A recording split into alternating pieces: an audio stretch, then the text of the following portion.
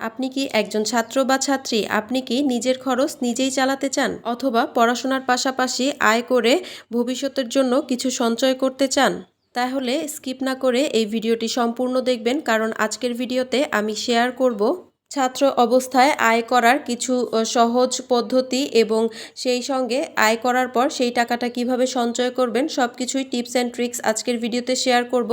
এবং স্টুডেন্ট লাইফে আমি কীভাবে বা কোন কাজ করে টাকা ইনকাম করেছি বা সেই টাকা কিভাবে সঞ্চয় করেছি সব কিছুই আপনাদের সঙ্গে শেয়ার করব। ছাত্র জীবনে টুকটাক ইনকাম করা প্রত্যেকেরই উচিত আমি মনে করি, বিশেষ করে কলেজ শেষ করে বা কলেজে থাকা অবস্থায় অথবা ইউনিভার্সিটিতে থাকা অবস্থায় অবশ্যই উচিত। এটা শুধুমাত্র টাকার জন্য নয়, এই একটা যে কাজ আপনি করবেন এই কাজের মাধ্যমে আপনি শিখতে পারবেন নিজের দায়িত্ব নিতে, নিজের টাকায় কিভাবে চলতে হয় বা কিভাবে টাকাটা ইনকাম করতে হয়। সেই সঙ্গে আপনি কিন্তু টাকার মর্যাদা করতে শিখবেন। আপনি চাইলে ভবিষ্যতের জন্য, আপনার জীবন সুরক্ষার জন্য, বিভিন্ন ধরনের কাজের জন্য আপনি কিন্তু টাকা সঞ্চয় করতে পারবেন। আপনি যদি বিভিন্ন সফল ব্যক্তিদের জীবনী পড়ে দেখেন বা সেই জীবনীটা জানার চেষ্টা করেন তাহলে কিন্তু দেখতে পাবেন বেশিরভাগ সফল ব্যক্তি যারা বর্তমানে, তারা কিন্তু একদম ছোট অবস্থায় বা স্টুডেন্ট অবস্থা থেকেই ইনকাম করা শুরু করেছে। প্রথমেই তাহলে জানতে হবে কিভাবে আপনি ছাত্র অবস্থায় আয় করবেন বা ছাত্ররা কিভাবে আয় করতে পারবে।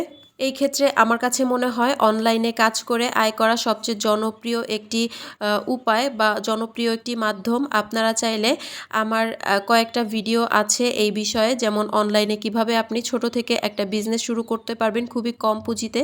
এছাড়াও আপনি কিভাবে কোনো পুঁজি ছাড়া রিসেলিং করে অনলাইন থেকে ইনকাম করতে পারবেন। অনলাইন ইনকামের কিন্তু 3-4টা ভিডিও আমার চ্যানেলে অলরেডি আপলোড করা আছে, আপনারা চাইলে সেগুলো দেখে নিতে পারেন, অনেক বেশি আইডিয়া পাবেন, কারণ ওখানে আমি বিস্তারিতভাবে বলেছি অনলাইন থেকে ইনকাম করার ক্ষেত্রে শুধুমাত্র যে আপনি অনলাইন বিজনেস অথবা রিসেলিং থেকে ইনকাম করতে পারবেন এমন কিন্তু নয়। আপনি চাইলে আরও অনেক মাধ্যমে কিন্তু এই ইনকামটা করতে পারবেন। যেমন আপনি চাইলে কন্টেন্ট ক্রিয়েশন করতে পারেন, ইউটিউব এবং ফেসবুকের মাধ্যমে ভিডিও আপলোড করে আপনি কিন্তু খুবই ভালো পরিমাণে টাকা ইনকাম করতে পারবেন। এছাড়াও আপনি চাইলে ফ্রিল্যান্সিং করে ইনকাম করতে পারেন। ফ্রিল্যান্সিংয়ের মধ্যে অনেকগুলো সেক্টর আছে, যেমন data entry, digital marketing, graphics design, content writing, video editing, এই ধরনের অসংখ্য মাধ্যম আছে বা অসংখ্য ভ্যারিয়েশন আছে। আপনি আপনার পছন্দ অনুযায়ী আপনি কোন বিষয়ে কাজ করতে চান বা কোন বিষয়ে আপনার আগ্রহ আছে সেই অনুযায়ী আপনি কিন্তু একটা মাধ্যম সিলেক্ট করে একটা স্কিল ডেভেলপমেন্ট করে আপনি কিন্তু ইনকাম করতে পারেন। অনেকেই আছেন মাত্র 1 থেকে 2 ঘন্টা অনলাইনে কাজ করে এই ধরনের ছোটোখাটো কাজগুলো করে কিন্তু ইনকাম করছেন পড়াশোনার পাশাপাশি বা যারা জব করছেন সেই জবের পাশাপাশি। এছাড়াও আপনি চাইলে টিউশনি করে আয় করতে পারেন। যদি আপনি কলেজের স্টুডেন্ট হন তাহলে কিন্তু আপনি প্রাইমারি থেকে শুরু করে একদম হাই স্কুল লেভেলের স্টুডেন্টগুলোকে পড়াতে পারেন। এই ক্ষেত্রে আপনি চাইলে বড় ক্লাসের স্টুডেন্ট যদি পড়ান তাহলে কিন্তু অল্প কয়েকটা ব্যাচ বা অল্প কয়েকটা স্টুডেন্ট পড়িয়েই আপনি অনেক বেশি টাকা ইনকাম করতে পারবেন। আর যদি ছোট ক্লাসের স্টুডেন্ট পড়ান সেই ক্ষেত্রেও কিন্তু আপনি ভালো পরিমাণে টাকাই ইনকাম করতে পারবেন। আপনি চাইলে এই টিপসটা ফলো করতে পারেন। আর আমার কাছে মনে হয় বেশিরভাগ মধ্যবিত্ত পরিবারের স্টুডেন্ট বা ছেলেমেয়েরাই কিন্তু পড়াশোনার পাশাপাশি এই কাজটা করে থাকে। এছাড়াও আপনি চাইলে যে কোনো কিন্ডারগার্টেন, যে কেজি স্কুলগুলো থাকে আমাদের প্রত্যেকেরই এলাকায়, সেখানেও কিন্তু আপনি জব করতে পারেন। আর দেখা যায় টিউশনির ক্ষেত্রে আপনি যদি যে কোনো একটা স্কুলে টিচার হন বা শিক্ষকতা করেন সেই ক্ষেত্রে আপনি কিন্তু টিউশনিটা খুব ইজিলি পেয়ে যাবেন। আমার দেখা, আমার আশেপাশের অনেকেই কিন্তু এই ধরনের স্কুলে, মানে ভালো মানের একটা স্কুলে যদি আপনি জব নেন সেই ক্ষেত্রে আপনি কিন্তু স্কুল থেকে খুব বেশি টাকা আর্ন করতে পারবেন না, কিন্তু আপনি এই স্কুলের মাধ্যমে বিভিন্ন স্টুডেন্ট পাবেন প্রাইভেট পড়ানোর জন্য বা টিউশনি করানোর জন্য। সেই স্টুডেন্ট পড়িয়ে কিন্তু আপনি চাইলে অনেক বেশি টাকা ইনকাম করতে পারেন। আমি কিন্তু এরকম অনেকে দেখেছি যারা 30 থেকে 40 হাজার টাকা মাসে ইনকাম করেছে এই টিউশনি থেকে। কিছুদিন আগে আমি ফেসবুকে একটা পোস্ট দেখছিলাম, সেখানে একজন লিখেছে সে 2010 সাল থেকে টিউশনি করে, মানে এই এখন যেহেতু 26 সাল, তো 15-16 বছর ধরা যাক। তো 15-16 বছরে সে টিউশনি করে 30 লক্ষ টাকা জমিয়েছে। ভাবা যায় মানুষ কিন্তু বড় ধরনের একটা জব করে বা উপর লেভেলের পোস্টে চাকরি করেও কিন্তু এত টাকা সঞ্চয় করতে পারে না, যেটা সে এত মানে আমরা কিন্তু টিউশনিটাকে একটা পেশা হিসেবে দেখিই না, তাই না? এই পেশাটা থেকেও যে এত টাকা ইনকাম করা যায় বা সেভিংস করা যায় তা কিন্তু একদমই অবিশ্বাস্য একটা বিষয়। তো আমরা কিন্তু চাইলেই এটা করতে পারি। এছাড়াও আপনি যদি কোনো ন্যাশনাল ভার্সিটির স্টুডেন্ট হয়ে থাকেন তাহলে কিন্তু রেগুলার ক্লাস করার প্রয়োজন পড়ে না, শুধুমাত্র পরীক্ষা দিলেই কিন্তু চলে। তো সেই ক্ষেত্রে আপনারা চাইলে পড়াশোনার পাশাপাশি যে কোনো ভালো বড় ধরনের সুপার শপগুলো যে আছে সেই সুপার শপ বা শপিং মলে আপনারা জব নিতে পারেন সেলসম্যান হিসেবে। এতে করে কিন্তু আপনার একটা কাজ শেখা হবে। আপনি চাইলে দেখা যাবে যে কিছু টাকা যদি জমাতে পারেন তাহলে কিন্তু ছোট পরিসরে একটা বিজনেস শুরু করতে পারবেন। আপনি যদি সেলসম্যান হিসেবে এই চাকরিটা করেন তাহলে কিন্তু একটা ব্যবসার প্রতি আইডিয়া চলে আসবে। আমার একটা ক্লাসমেট ছিল কলেজ লাইফের, তো আমরা একসঙ্গে পড়েছি কলেজে। তো সে হচ্ছে যখন আমাদের এইচএসসি এক্সাম শেষ হয়ে গিয়েছে, ইন্টার পরীক্ষা, এক বিষয়ে ফেল করেছিল। তারপর হচ্ছে যেহেতু সে শুধু পরীক্ষা দিবে তখন সে সেই সময়টা কাজে লাগিয়েছে একটা কসমেটিক্সের দোকানে। ওদের এলাকাতেই একটা মার্কেটের ভেতরে কসমেটিক্সের দোকান, সেই দোকানে চাকরি নিয়েছিল। তো চাকরি করার পরে সে কিছু টাকা সেভিংসও করেছে আর হয়তো বা বাসা থেকেও কিছু নিয়েছে। তারপর কিন্তু সে একটা বড় কসমেটিক্সের দোকান দিয়েছে ওই মার্কেটেই। তাহলে বুঝতেই পারছেন এটা কত বেশি দরকার আমাদের জীবনে। আমাদের ছোটোখাটো কাজ থেকে কিন্তু আমরা অনেক কিছু শিখতে পারি।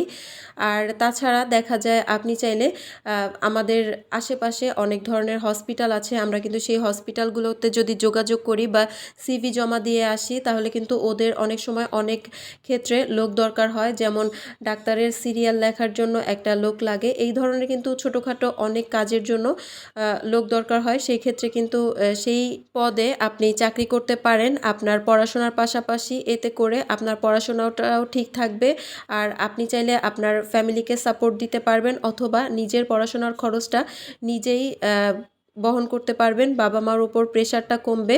সেই সঙ্গে আপনি চাইলে ভবিষ্যতের জন্য কিছু সেভিংস করতে পারবেন অথবা আপনি যদি একটা ব্যবসাও শুরু করতে চান সেই ক্ষেত্রেও কিন্তু একটা পুঁজির দরকার হয়। ছোট পরিসরে করলেও কিন্তু একটা পুঁজি লাগে।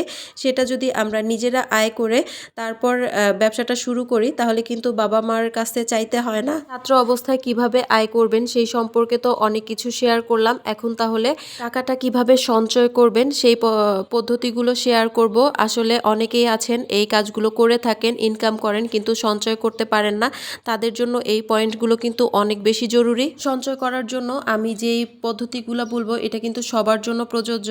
প্রথমেই আপনার যেটা করতে হবে, আপনার ইনকাম যত কম বা বেশি হোক না কেন আপনার ইনকামের 20% টাকা আপনার প্রতি মাসে সঞ্চয় করতে হবে। খরচ করার আগে আপনার সেই সঞ্চয়ের টাকাটা আলাদা করে রেখে দিতে হবে। যেহেতু আপনি ছাত্র আপনার ইনকাম কম হওয়াটাই স্বাভাবিক। মনে করেন আপনার যদি ইনকাম 5,000 টাকা হয় তাহলে সেখান থেকে আপনার কমপক্ষে 1,000 টাকা সঞ্চয় করতে হবে। এরপর সেকেন্ড যে পয়েন্টটা বলবো, আপনার অপ্রয়োজনীয় খরচগুলো বন্ধ করতে হবে। যেমন অপ্রয়োজনীয় অনেক কেনাকাটা বা খাওয়া দাওয়া আমরা করে থাকি, সেগুলোকে অবশ্যই বন্ধ করতে হবে। আপনার সঞ্চয়ের টাকাটা আপনি আলাদা করে আপনার হাতে না রেখে বা বাসায় না রেখে আপনি চাইলে ব্যাংকে অথবা যে কোনো মোবাইল ব্যাংকিং অ্যাপসেও রাখতে পারেন। ব্যাংকে আপনি চাইলে একটা স্টুডেন্ট অ্যাকাউন্ট করতে পারেন অথবা যে কোনো একটা ডিপিএস করতে পারেন। এছাড়াও আপনি চাইলে বিকাশ নগদেও রাখতে পারেন। এতে করে কিন্তু আপনার টাকাটা আপনি চাইলেই খরচ করতে পারবেন না, একটা সেফ জায়গায় থাকবে। একটা লক্ষ্য নির্ধারণ করুন। যেমন আমরা অনেকেই ভাবি যে টাকা জমিয়ে মোবাইল কিনবো অথবা ভবিষ্যতে একটা বিজনেস দাঁড় করাবো অথবা ভবিষ্যতের জন্য টাকাটা জমিয়ে রাখবো। যে কোনো একটা লক্ষ্য নির্ধারণ করতে হবে, তাহলে কিন্তু আপনি ইজিলি টাকাটা জমাতে পারবেন। আপনি যদি মাসে 1,000 টাকা করেও জমান তাহলে কিন্তু বছরে 12,000 টাকা হয়ে যায়। এই টাকা দিয়ে কিন্তু আপনি ছোটোখাটো একটা বিজনেস শুরু করতে পারবেন। এখন আমি শেয়ার করব আমি কিভাবে স্টুডেন্ট অবস্থায় কি কাজ করেছি বা কিভাবে টাকা সঞ্চয় করেছি বা টাকা ইনকাম করেছি। আমি টিউশনি করিয়েছি, সেই সঙ্গে আমি কেজি স্কুলে জব করতাম। এছাড়াও আমি একটা সরকারি কাজ করেছিলাম, এনএসডি প্রকল্প। এটা হয়তোবা 2017-18 দিকে হয়েছিল, আমার সঠিক মনে নেই। তো সেখানেও কিন্তু আমি মাত্র 22 দিনের কাজ, 3 দিনের ট্রেনিং। তো আমরা কিন্তু 22 দিনের আগেই শেষ করেছিলাম। প্রায় 10,350 টাকা পেয়েছিলাম। মজার বিষয় হচ্ছে এই 10,350 টাকার মধ্যে মাত্র 350 টাকা আমি খরচ করেছিলাম, আর বাকি 10,000 টাকা কিন্তু আমি জমিয়ে রেখেছিলাম। আমাদের কলেজ থেকে উপবৃত্তি দিয়েছিল, তো একটা ডাচ বাংলার একটা মোবাইল ব্যাংকিং অ্যাকাউন্ট ছিল, সেই অ্যাকাউন্টেই কিন্তু আমি টাকাটা জমিয়ে রেখেছিলাম। এছাড়াও আমি আমার কাপড় চোপড় থেকে শুরু করে পড়াশোনার সব খরচ কিন্তু আমি নিজে চালাতাম। উপবৃত্তির টাকাটাও আমি জমিয়ে রেখেছিলাম। এছাড়াও যে আমি জব করতাম প্লাস হচ্ছে টিউশনি করতাম, এই টাকা থেকেও আমি টুকটাক টাকা জমাতে জমাতে আমার কিন্তু 30,000 টাকা হয়ে গিয়েছিল। এভাবে অল্প অল্প করে টাকা জমিয়ে আমি কিন্তু অনেকগুলো গোল্ড কিনেছি। আপনারা যদি দেখতে চান তাহলে কমেন্ট করে জানাবেন, আমি যে কোনো একটা ভিডিওতে দেখিয়ে দিব। এই ধরনের আরও ভিডিও পেতে চাইলে আমার চ্যানেলটি সাবস্ক্রাইব করে আমার পাশেই থেকে যেতে পারেন।